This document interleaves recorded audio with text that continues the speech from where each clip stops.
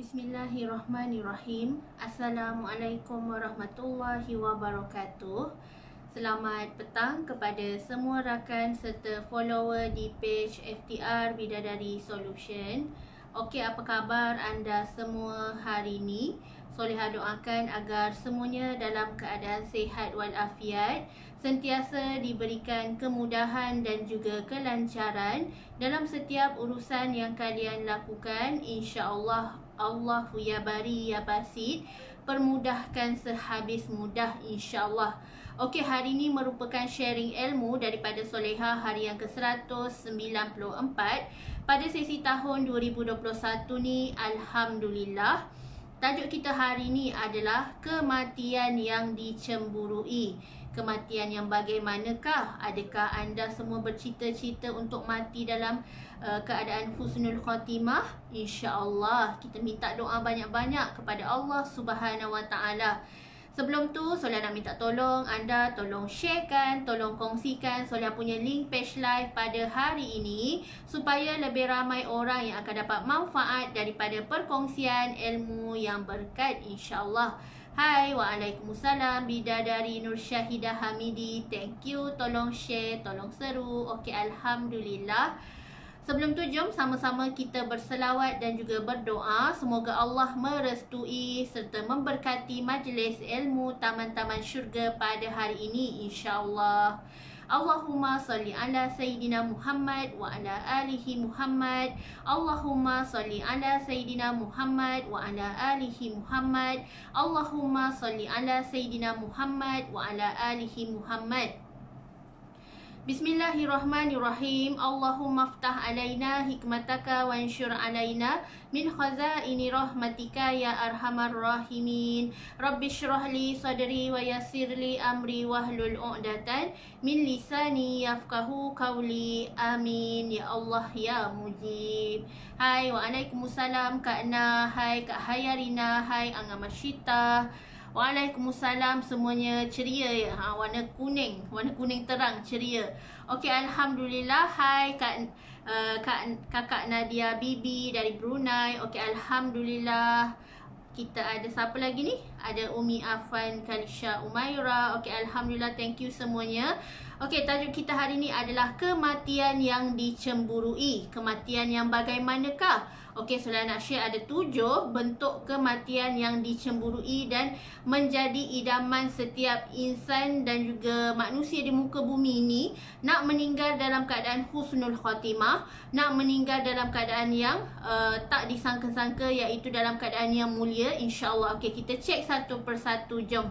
Okey, yang pertama adalah kematian pada malam Jumaat dan juga sehingga menjelang hari Jumaat. Ini adalah antara waktu-waktu yang orang kata kalau kita meninggal pada hari Jumaat ataupun malam Jumaat, insya-Allah akan terlepas daripada azab kubur. Ada beberapa orang ulama telah memperkatakan kalau sesiapa yang terpilih, sebab tak semua orang bertuah untuk meninggal pada hari yang mulia ni, iaitu waktu-waktu kematian yang dicemburui, di mana sesiapa yang meninggal antara waktu di malam Jumaat hingga menjelanglah hari Jumaat, insya-Allah dengan izin Allah dia akan terlepas daripada azab kubur.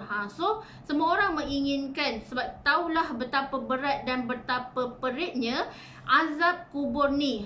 Sebagaimana kalau tak solat, bagaimana kita waktu dalam kubur dihimpit, rasa sempit liang lahat tu, rasa panas, rasa gelap gelita, binatang-binatang berbisa keluar, ular keluar. So hati-hati, jaga solat kita, insya-Allah minta doa dengan Allah, ya Allah matikan aku dalam husnul khatimah dan matikan aku dalam keadaan yang dicemburui oleh ramai orang insya-Allah. Hai, waalaikumsalam Kak Miss. Okey, Alhamdulillah.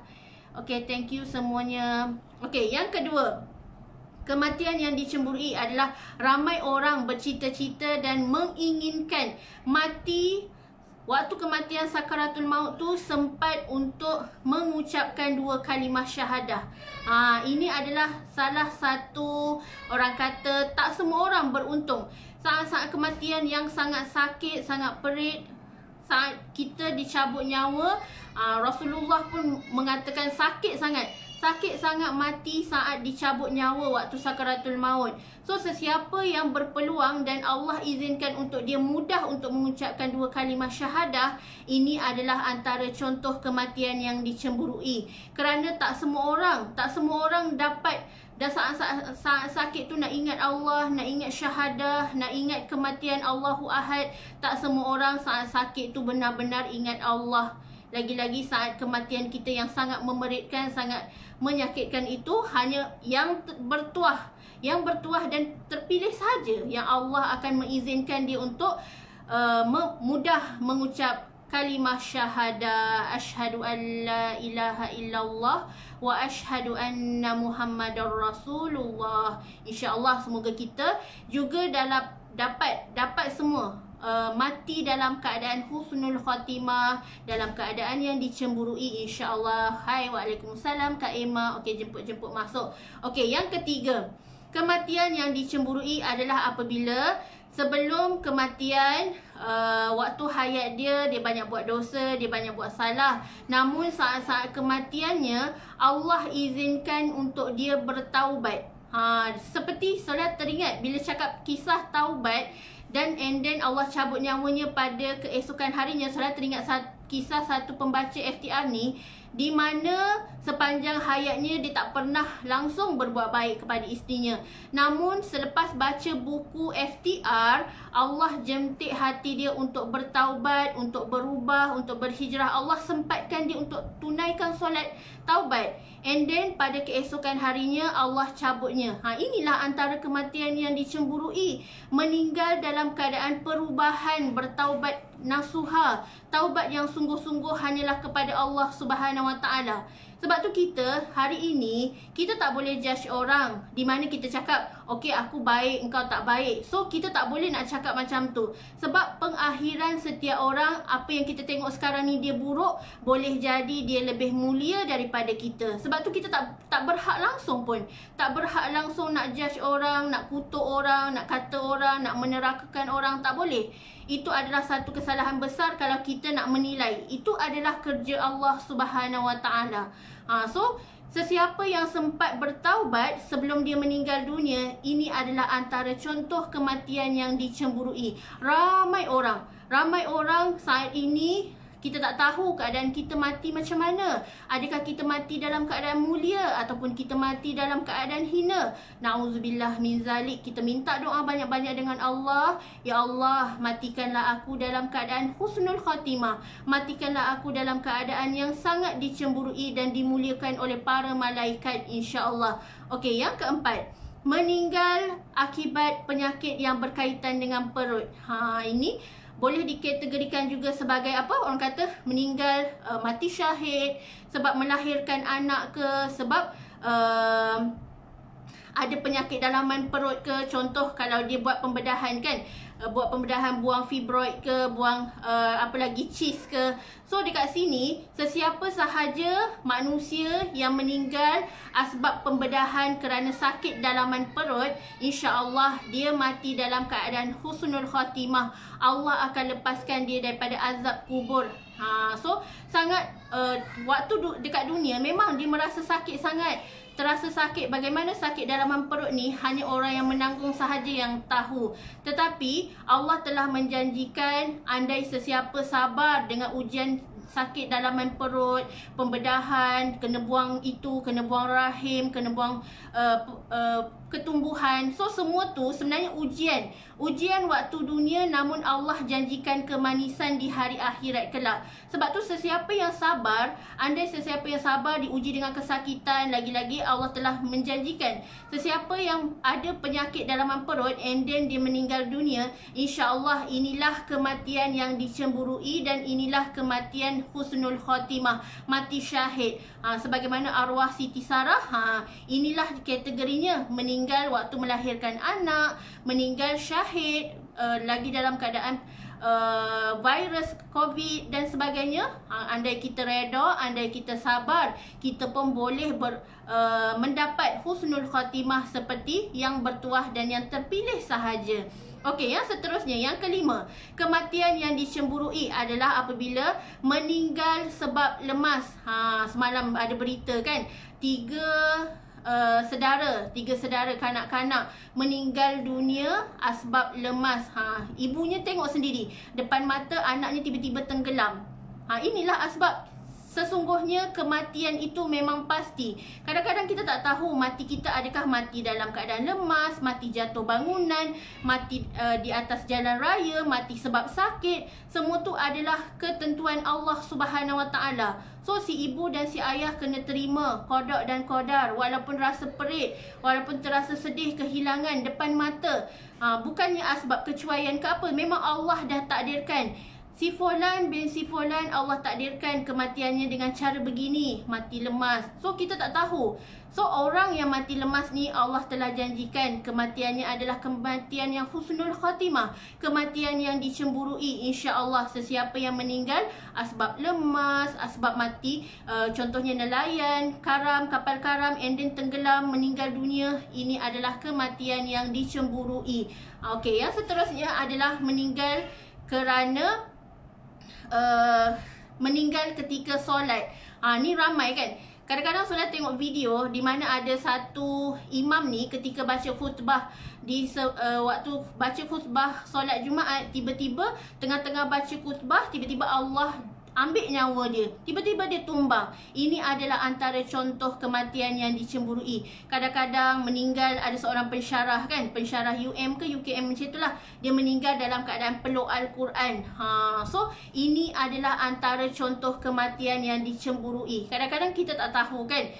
Inilah dia meninggal dalam keadaan wuduk, menutup aurat, pakai telekung, peluk Al-Quran. Subhanallah, tak semua orang yang bertuah. Sebab selalunya orang-orang yang terpilih ni mungkin ada amal dia yang menyebabkan Allah pilih dia mati sebegitu. Mungkin dia rajin tahajud, tak pernah tinggal tahajud, dia merupakan isteri yang solehah, taat pada suami. Tak semua orang. Sebab itu kita dekat dunia ni selalulah berdoa kepada Allah, ya Allah matikan aku dalam keadaan mulia, ya Allah matikan aku dalam keadaan husnul khatimah. So insan-insan yang bertuah ni sangat luar biasa. Allah jemput dalam keadaan yang mulia, Allah jemput dalam keadaan yang sangat-sangat baik. Lagi-lagi bila dimandikan, dikafankan, wajah berseri-seri, tak pernah tinggal tahajud, sangat berseri-seri, wajah tersenyum, putih, cantik, bersih. Tak sama macam dengan orang waktu hayat dia. Lain macam berseri-serinya menghadap Allah Subhanahu Wa Taala. So kita, bagaimana kematian kita? Wallahu a'lam. Tak ada siapa yang tahu kematian kita bagaimana caranya, bila, tarikh, hari, bulan, jam berapa, di mana, ketika buat apa, tak tahu. Sebab tu kita hari ini, andai kita pun tiba-tiba waktu kita menuntut ilmu kan, menuntut ilmu, contoh anak tahfiz sedang hafal Al-Quran, tiba-tiba dalam perjalanan balik tiba-tiba aksiden. So ini adalah kematian syahid, iaitu kematian dalam keadaan tujuan yang baik, tujuan yang mulia. InsyaAllah Allah akan memuliakan dia. Sebab tu kita, contoh kalau kita rajin menuntut ilmu, tengah-tengah live tiba-tiba Allah cabut nyawa, tengah-tengah dengar sharing ilmu, majlis ilmu, tiba-tiba Allah cabut nyawa. Inilah contoh-contoh kematian yang dicemburui. Mati dalam keadaan mulia. Kita tak tahu kan keadaan kita macam mana. Kita selalu tengok orang mulianya, Allah cabut nyawa dia.